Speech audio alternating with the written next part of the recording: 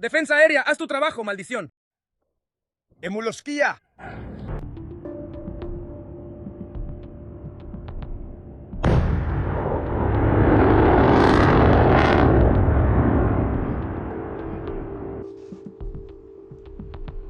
Otro más. Vaya, y yo por 59. ¿Dónde? ¡Bezuca! Otra más, parece. Otra más. ¡Otra más! Allá, otra más. ¡Allá, voló! ¡Allá! En el frente bielorruso, evidentemente, algo se está preparando. El dictador ruso Vladimir Putin mandó llamar de urgencia a su colega bielorruso Alexander Lukashenko. Y se sabe que ambos mantuvieron negociaciones a puerta cerrada durante muchas horas hasta altas horas de la noche en la residencia de Valdai. En el Kremlin declararon de inmediato que no habrá conferencias de prensa ni declaraciones conjuntas tras esta reunión. Pero todos los indicios indirectos apuntan a que estos dos dictadores están tramando algo. El avión del dictador bielorruso, Alexander Lukashenko, se comportó como si fuera una aeronave de operación especial. Después de despegar de Minsk, apagó el transpondedor sobre la región de Tver. Además, el tráfico en la autopista M11 cerca de la residencia de Vladimir Putin fue bloqueado y a Lukashenko ni siquiera lo mostraron en público.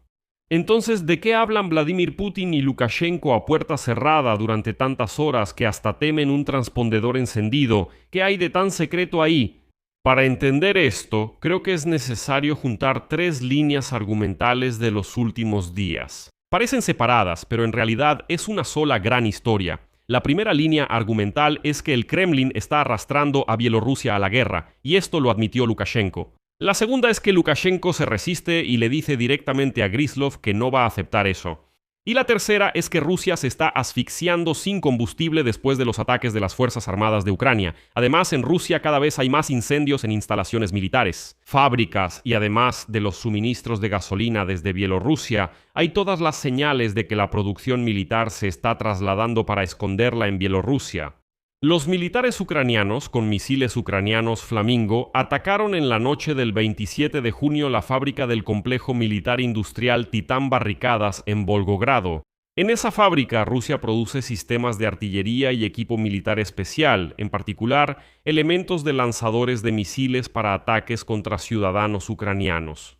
Bueno, mientras tanto, desde Crimea se ha registrado una verdadera huida no solo de turistas rusos, sino también de militares rusos.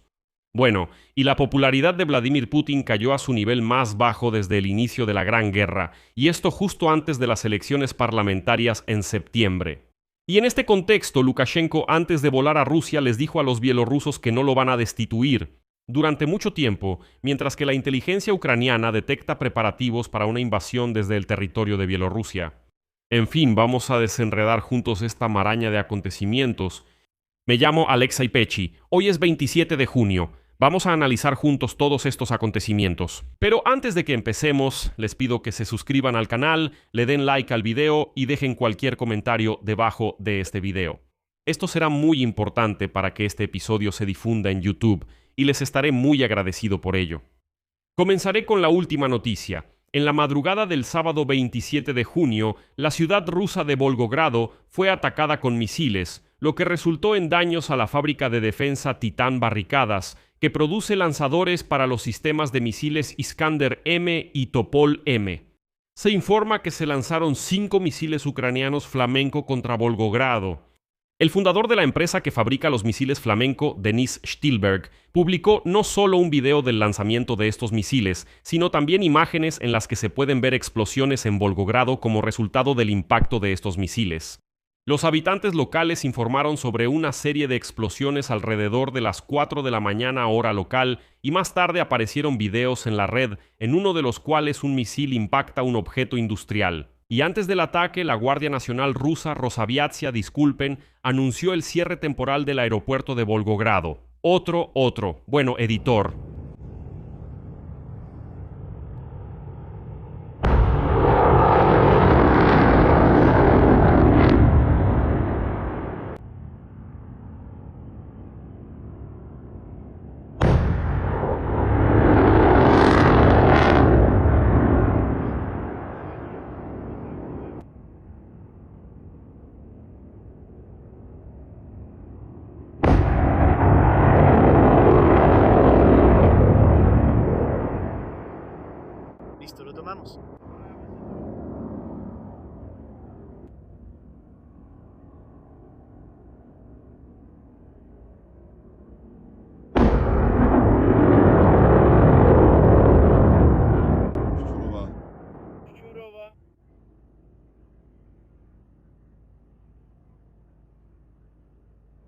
Churova es necesario.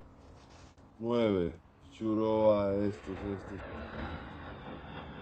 Aguanta. Churova 159. Vete. ¡No te vayas, carajo! ¡No te vayas, carajo! ¡Aguanta, cabrón! ¡Detente, cabrón! ¡Detente, cabrón! ¡Detente! ¡Ayuda! ¡Ayuda! Otra más, Churova, otra más.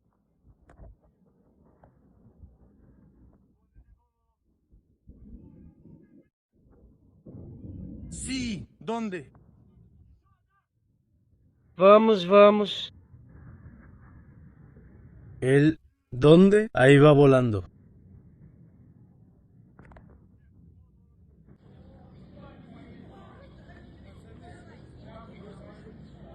No. Mamá, no vamos al campo. ¡No vamos al campo! Aquí vivimos por ahora. Churova 3 horas. Churova horas. Churova. Se afirma. Que se causó daño a la fábrica Titán. Según los datos de la dirección principal, Ministerio de Defensa de Ucrania. La empresa forma parte de la estructura de Roscosmos y produce lanzadores autopropulsados para los complejos de misiles tácticos operativos Iskander-M, lanzadores autónomos para el complejo Topol-M, partes de artillería para obuses autopropulsados MSTAS y otros equipos militares especializados. Es importante señalar que incluso los propios habitantes locales ya confirmaron, cito, el ataque de objetivos aéreos ucranianos de alta velocidad, lo que indica que no eran drones, sino precisamente misiles Flamingo. Además, el Servicio de Seguridad de Ucrania realizó el segundo ataque en un mes contra una estación de bombeo de petróleo. La estación Vitorogo, en la región de Vladimir, que es un eslabón clave en el sistema de suministro de combustible para la región de Moscú y en los envíos de exportación. En la Agencia del Servicio de Seguridad de Ucrania precisaron que el ataque se realizó en el marco de una operación de 40 días aprobada por el presidente de Ucrania, Volodymyr Zelensky, para ejercer presión sobre Rusia con el objetivo de obligarla a poner fin a la guerra. El ataque anterior a este mismo objetivo se registró el 10 de junio y antes de eso, también el 24 de mayo atacaron este punto. Así que esta Vitorogo forma parte de la estructura del transporte. Transneft Verkhnaya Volga sirve como un nodo logístico clave para el bombeo de productos petrolíferos ligeros. A través de ella se transporta combustible diésel al poliducto anular de productos petrolíferos de Moscú y de ahí a las principales bases petroleras alrededor de Moscú. Además, la estación suministraba productos petrolíferos para exportación a través de los puertos del Mar Báltico. Bueno, ya no lo hace. En general, los ataques a la infraestructura petrolera siguen agravando la crisis de combustible en Rusia. Hasta el momento, las restricciones a la venta de combustible están oficialmente vigentes en 32 regiones del país, así como en la Crimea anexionada y en los territorios ocupados de Ucrania. Eso es lo que ya se ha anunciado oficialmente, pero hay regiones donde todo esto se hace de manera no oficial, por estaciones de servicio individuales. Pero de eso hablaremos un poco más adelante, al igual que de la situación en Crimea, que provocó una caída récord en la popularidad de Vladimir Putin justo antes de las elecciones a la Duma estatal en septiembre. El asunto es que, ante el aumento de los ataques ucranianos en Rusia, Vladimir Putin mandó llamar urgentemente a Alexander Lukashenko. Y además, en medio de declaraciones cada vez más concretas de que Rusia quiere volver a arrastrar a Bielorrusia a la guerra contra Ucrania. Ayer por la noche, de hecho tarde en la noche, el 26 de junio, Alexander Lukashenko llegó en avión para reunirse con Vladimir Putin. Y el ambiente mismo de esa reunión gritaba más fuerte que cualquier declaración. Vladimir Putin lo recibió en su residencia en Valdai, un lugar donde se puede hablar sin testigos indiscretos. El avión del dictador bielorruso se comportó como si fuera un vuelo de una operación especial o algo así. Despegó de Minsk a las 9:46 hora de Moscú y apagó el transpondedor sobre la región de Tver. Y el tráfico en la autopista M11 cerca de la residencia de Putin se reabrió temporalmente. El encuentro fue anunciado después de que ya había ocurrido. Minsk y el Kremlin lo revelaron solo después de que ya había sucedido.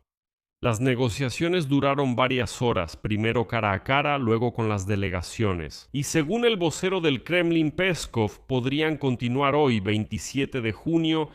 Oficialmente no hubo declaraciones ni comparecencias ante la prensa ni documentos firmados. Todo fue lo más cerrado y secreto posible. Entonces, ¿de qué hablaron Vladimir Putin y Lukashenko incluso bajo tal nivel de secretismo? Y para poder entender y analizar esto, hay que juntar 3 historias de los últimos días o 3 líneas de acontecimientos, llámenlo como quieran. Parecen ser cosas separadas, pero en realidad es una sola historia, y justamente aquí es lo que hacemos, juntar todas las piezas del rompecabezas para entender la esencia de lo que está pasando.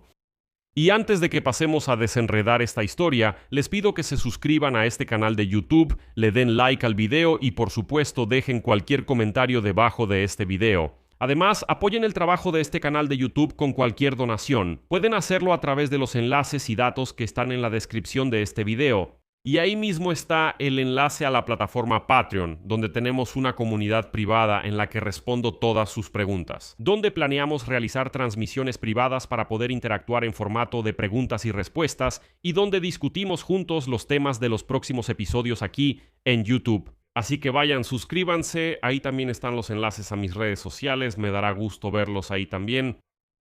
Entonces, como ya mencioné, necesitamos analizar 3 líneas de eventos para poder juntar el panorama completo. Entonces, la primera línea de eventos es el intento del Kremlin de presionar a Lukashenko para que entre en guerra contra Ucrania. Eso es lo que está, simplemente a la vista de todos. El 23 y 24 de junio The Wall Street Journal, citando a funcionarios rusos y europeos actuales y anteriores, publicó lo que se convirtió en el verdadero trasfondo de la reunión de Valdai entre Putin y Lukashenko. Rusia está presionando a Lukashenko, intentando arrastrar a Bielorrusia más profundamente en la guerra contra Ucrania y posiblemente abrir un nuevo frente. Las exigencias concretas de Moscú, según la publicación, son las siguientes: utilizar el territorio bielorruso para lanzar drones contra Ucrania, abrir una nueva dirección de operaciones militares en el oeste para desviar las fuerzas de defensa de Ucrania de las zonas clave en el este del país, antes de que Ucrania logre formar nuevas brigadas de combate para defender el norte, así como considerar a Bielorrusia como una base para operaciones contra los países vecinos miembros de la OTAN, con el fin de probar su defensa y socavar el apoyo occidental a Kiev. Y la principal palanca de presión aquí es el dinero, simplemente el dinero. Y un exoficial de inteligencia ruso, que conoce los detalles, le dijo al Wall Street Journal que el Kremlin amenaza con privar a Minsk del apoyo financiero en caso de que se niegue. Y de hecho, este es un detalle importante. La mayor parte de estas conversaciones se llevaron a cabo entre Lukashenko y el embajador ruso en Minsk, Boris Gryzlov. Recuerden este nombre, Boris Gryzlov, porque es clave para entender lo que Lukashenko dijo un poco después.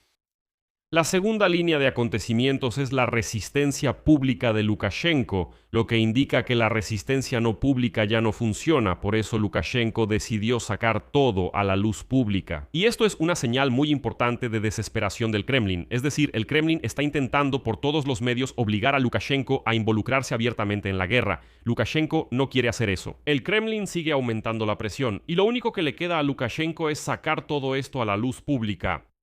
Lukashenko tomó públicamente una posición que va en contra del Kremlin. El 25 de junio, al hablar ante el mismo embajador ruso, Boris Gryzlov declaró algo que los analistas, por cierto, interpretaron como una señal para Moscú de que Bielorrusia no quiere entrar en la guerra en Ucrania. Además, contó que se reunió con representantes de Zelensky en Minsk y les dio una advertencia contundente. Pero esta advertencia, en esencia, está dirigida a ambas partes. Sus palabras textuales fueron aproximadamente así. Lukashenko le dijo directamente a la gente de Zelensky que si él piensa que puede hablarle así a Minsk y arrastrarlo a la guerra, entonces la naturaleza de la guerra cambiará instantáneamente. Será una guerra completamente diferente tanto en escala como en carácter. Pero enseguida Lukashenko agregó que Gryzlov realmente lo está presionando para que entre en guerra con Ucrania, pero que no debería hacerlo porque los bielorrusos no quieren pelear contra los ucranianos. Es un doble juego. Por cierto, hoy el Instituto para el Estudio de la Guerra lo describe muy bien. Por un lado, supuestamente hay una amenaza para Kiev. Él dice, no pueden hablarnos así porque si atacamos les va a ir muy mal. Por otro lado, un rechazo directo a Moscú.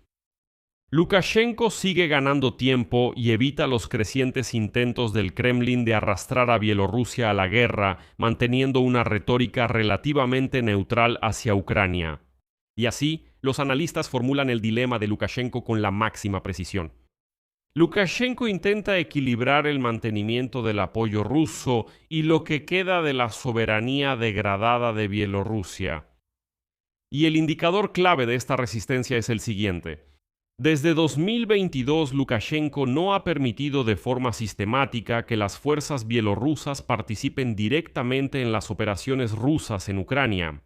Y, lo que es importante, casi no adopta la retórica de Moscú sobre Ucrania como una amenaza para Bielorrusia. O sea, sí hablaba de Zelensky, de los nazis, del Donbass, de los 8 años, todo eso Lukashenko lo repetía. Pero Lukashenko prácticamente nunca usó esa retórica de que supuestamente Ucrania es una amenaza directa para Bielorrusia y que por eso los bielorrusos tienen que prepararse para algo. Él trata de evitar ese tema, si te das cuenta. La prueba de que la resistencia de Lukashenko no es solo de palabra apareció literalmente en los días previos a la reunión entre Lukashenko y Putin.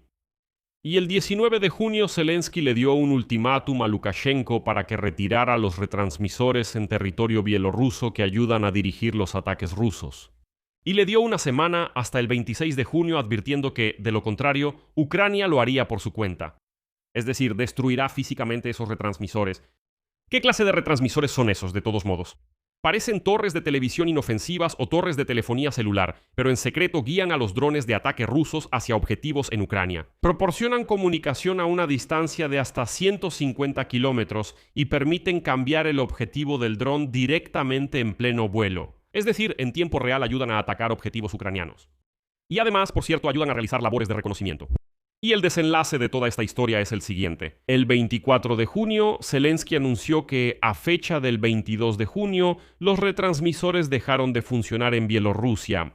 Es decir, Lukashenko lo hizo en silencio, sin reconocerlo públicamente. Cumplió este requisito 4 días antes de la fecha límite.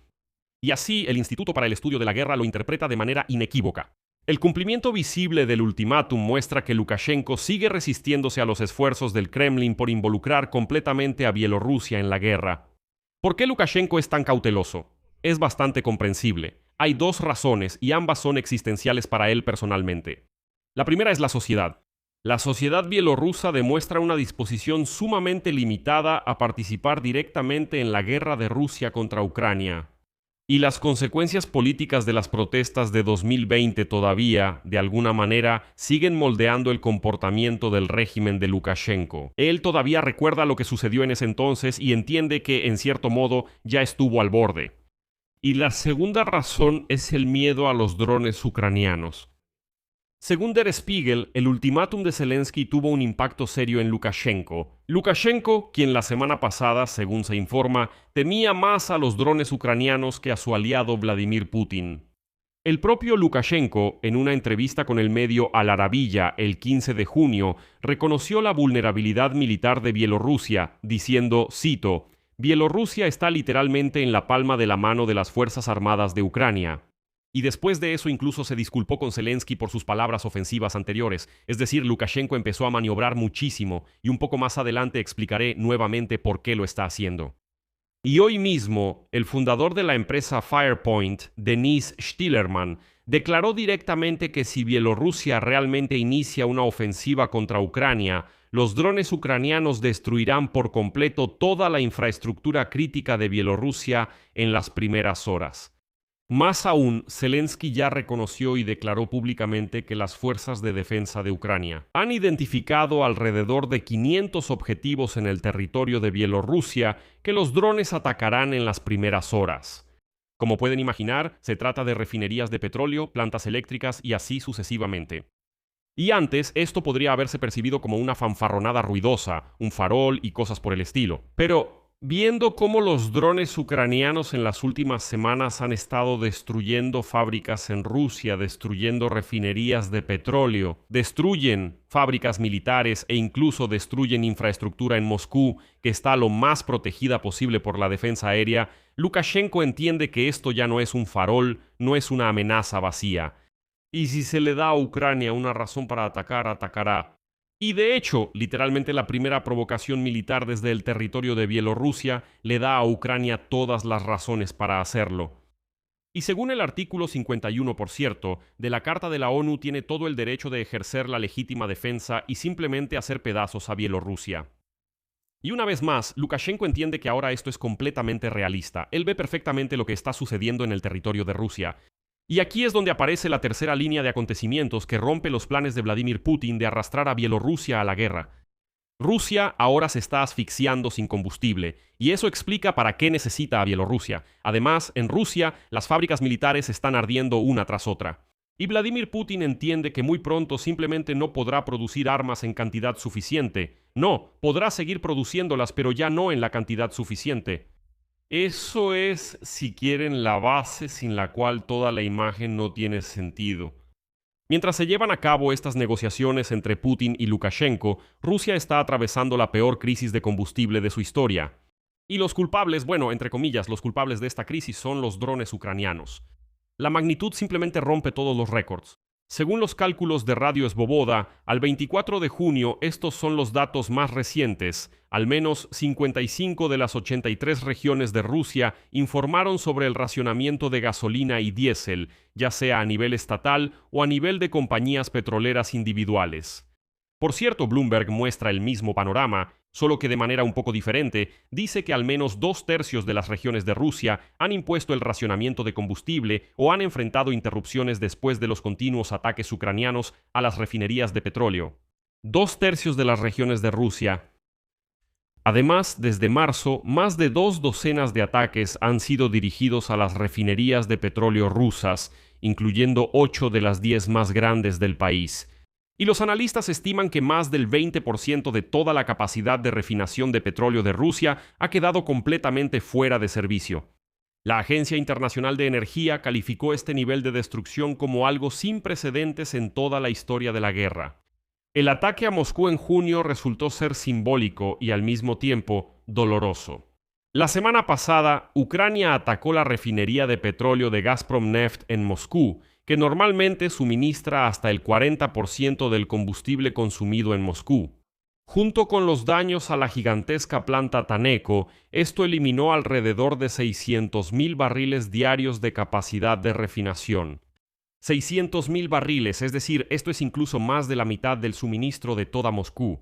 Además, el mayor proveedor de gasolina para la región de Moscú, la refinería de Kapotnia, fue atacada 2 veces en un mes y, lo que es muy importante, quedó completamente fuera de servicio hasta finales de este año. Detuvo completamente sus operaciones. Y aquí es donde las 3 líneas de eventos de las que estamos hablando convergen en esencia en un solo punto. ¿Por qué Rusia, con todo su poder petrolero, se aferra tanto a Bielorrusia? Pues porque Bielorrusia se ha convertido en una muleta energética para Moscú. Por primera vez en la historia, es Rusia la que depende de Bielorrusia, y no al revés. Y Lukashenko, el astuto y viejo dictador bielorruso, lo entiende y lo siente perfectamente. Bielorrusia tiene 2 grandes refinerías de petróleo y Moscú depende cada vez más precisamente de estas plantas. Para procesar el petróleo ruso y vender gasolina, diésel y queroseno de aviación de regreso a Rusia. En los primeros 5 meses de 2026, los suministros ferroviarios de gasolina desde las refinerías bielorrusas a Rusia aumentaron 13 veces, en comparación con el mismo periodo del año pasado, y los suministros de diésel se triplicaron. Y recalco, estos son cálculos previos a que Ucrania destruyera esa misma planta en Kapotnia, en la región de Moscú. Es decir, estos son datos hasta finales de mayo. No hay datos más recientes todavía, pero incluso a finales de mayo, piensen, los suministros de gasolina de Bielorrusia a Moscú aumentaron 13 veces. Es decir, ahora la situación es aún más crítica para Moscú. Y todo esto explica por qué Lukashenko puede negarse con tanta audacia a que Vladimir Putin arrastre a Bielorrusia a la guerra. Putin presiona a Lukashenko con demandas claras. Esto incluye el lanzamiento de drones desde territorio bielorruso hacia Ucrania, un nuevo frente en el oeste, una base contra la OTAN y además el combustible bielorruso para la economía rusa que se está asfixiando. Y todo esto bajo la amenaza de cortar la financiación de Minsk por parte de Moscú. Lukashenko llegó a la reunión en Valdai con el objetivo contrario: conservar ese dinero de Moscú, es decir, mantener los flujos de dinero, pero sin dejarse arrastrar a una guerra que lo destruiría dentro del país. Y llevará drones ucranianos a las refinerías e instalaciones militares bielorrusas. Lukashenko lo entiende perfectamente, lo recalco una vez más. Él es un viejo dictador curtido. que ha estado en el poder bastante tiempo y entiende perfectamente cómo funciona todo esto. Además, Lukashenko apenas empezó a mejorar las relaciones con Occidente, por extraño que parezca. Él sostiene reuniones con representantes de Donald Trump. Y él incluso dice que ya está dispuesto a reunirse con Trump allí mismo. Y Europa le da señales de que están listos para hablar con él. Si se aleja aunque sea un poco de Vladimir Putin. Y les recuerdo, toda la carrera política de Lukashenko se basa en maniobrar entre ambos lados, a veces con Occidente, a veces con Moscú, a veces con Occidente, a veces con Moscú. Si lo ven, si retroceden 20 años y toman ese periodo, él constantemente iba de un lado a otro. De ahí viene todo este secretismo sobre la reunión de Putin y Lukashenko en Valdai. Si en Valdai hubiera habido algún tipo de unidad, alianza y demás, bueno, lo habrían mostrado en la televisión. El propagandista ruso Solovyov sería el primero en gritarlo. El carácter cerrado de la reunión. El transpondedor del avión de Lukashenko estaba apagado sobre el territorio de Rusia. La ausencia de declaraciones públicas. Todo esto son señales de una negociación difícil, no de algún tipo de triunfo. Es una señal de que están negociando. Y Lukashenko, usando el lenguaje de Trump, ahora tiene ases bajo la manga. Y aquí vale la pena recordar otro detalle importante. Lukashenko contó que Emmanuel Macron, en una conversación telefónica, le advirtió que Francia tiene información de inteligencia de que Bielorrusia planea aumentar su participación en la guerra. Y Macron le aconsejó que no lo hiciera. O sea, a Lukashenko lo están presionando de ambos lados al mismo tiempo. El Kremlin lo está empujando a la guerra. Occidente y Kiev advierten sobre las consecuencias. Y Valdai, la reunión en Valdai, es un intento de Putin. El intento de Putin de imponer su posición y Lukashenko de negociar la mayor cantidad de dinero por el mínimo de compromisos. Y en este contexto, Lukashenko volvió a proponer un formato de negociaciones trilaterales con la participación de él mismo, Putin y Zelensky, y no descartó una reunión con Trump. Bueno, claro, con la condición de que se prepare cuidadosamente y se incluya un amplio paquete de temas: embajada, economía, finanzas, liberación de los condenados. Así lo declaró él. Ese es su juego personal. Es decir, venderse a Occidente como un pacificador y una especie de canal de comunicación mientras sigue bajo la protección de Moscú. Eso es lo que está intentando hacer ahora Lukashenko. Pero tampoco hay que olvidar que en el territorio de Bielorrusia desde hace tiempo se produce armamento que se parece mucho al chino. Es más, Lukashenko incluso voló a Pekín para reunirse con Xi Jinping, o sea, como una entidad aparte, separado de Moscú. O sea, Bielorrusia tiene su propio complejo militar industrial. Y ante los ataques de las Fuerzas Armadas de Ucrania a las fábricas militares en Rusia, Vladimir Putin podría pedirle a Lukashenko que esconda la producción de su armamento en Bielorrusia. Eso es algo que también debemos seguir muy de cerca ahora. Pero ya es evidente que Lukashenko nuevamente tiene la oportunidad de maniobrar entre Occidente y Moscú. Mientras él hace esto, podemos afirmar que el riesgo de un ataque desde el territorio de Bielorrusia sigue disminuyendo, pero de todos modos hay que estar alerta. No estoy diciendo que el riesgo haya desaparecido por completo. Sigue existiendo, está ahí, pero está disminuyendo. Pero la debilidad del propio Putin también juega a favor de Lukashenko. Las llamadas autoridades de la Crimea temporalmente ocupada declararon un estado de emergencia después de varias semanas de intensos ataques aéreos de Ucrania. Y hoy, el New York Times informa que estos ataques han socavado seriamente la capacidad del dictador del Kremlin, Putin, para aislar a la sociedad rusa de las consecuencias de la guerra. Es decir, los rusos empezaron a sentir en carne propia las consecuencias de esta guerra. En Kiev, esto fortaleció la creciente confianza de que lograrán obligar a Putin a sentarse a la mesa de negociaciones, incluso a pesar de que Rusia sigue bombardeando a Ucrania con misiles y drones. Al final, en lugar de ser un activo valioso, Crimea se convirtió en una carga para Moscú. Y ahora, los analistas señalan que, debido a los ataques de Ucrania, los turistas rusos y los habitantes de la península ocupada están abandonando masivamente la península ocupada, así como los militares de la Federación Rusa, los empleados del Servicio de Seguridad y los representantes de las autoridades de ocupación. Los analistas del Instituto para el Estudio de la Guerra señalan que el éxodo de esta población de Crimea ocupada puede tener consecuencias demográficas a corto plazo, que podrían intensificarse en el futuro, a largo plazo si la campaña de ataques ucraniana continúa. También la gravedad de la situación se evidencia en que el 26 de junio el dictador ruso Vladimir Putin firmó un decreto para extender la prohibición vigente de exportar petróleo y productos petroleros por parte de las compañías petroleras rusas hasta el 31 de diciembre de 2027. Piénsenlo Putin de nuevo como que este decreto significa que, según él, las compañías petroleras rusas no deben cumplir con ese tope de precios para el petróleo y los productos petroleros que establecieron los países del G7, pero ahí además agregaron que en general la gasolina, el queroseno, el diésel y demás no se pueden exportar a ningún lado hasta finales del próximo año, pues porque en el mercado interno hay enormes problemas. Por eso, ahora vamos a estar atentos a los movimientos del propio Lukashenko, a quien, como vemos, han aislado. No se le ve en público en ningún lado, no aparece para nada. Y tanto Putin como Lukashenko siguen con su reunión a puerta cerrada, no es pública, apagan los transpondedores y así sucesivamente. Aquí voy a dejar puntos suspensivos, su opinión, sus conclusiones, escríbanlas en los comentarios debajo de este episodio, suscríbanse a este canal de YouTube y denle like.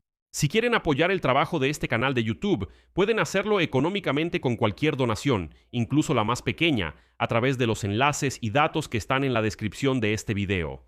Ahí mismo está el enlace a la plataforma Patreon, donde tenemos una comunidad cerrada, donde discutimos temas que no se publican aquí en YouTube, donde respondo a sus preguntas personales y analizo diferentes temas y situaciones. Y ahí mismo se planean transmisiones en vivo privadas con un número limitado de espectadores, donde vamos a interactuar en formato de preguntas y respuestas. Aquí voy a poner puntos suspensivos una vez más. Eso es todo, cuídense. Adiós a todos.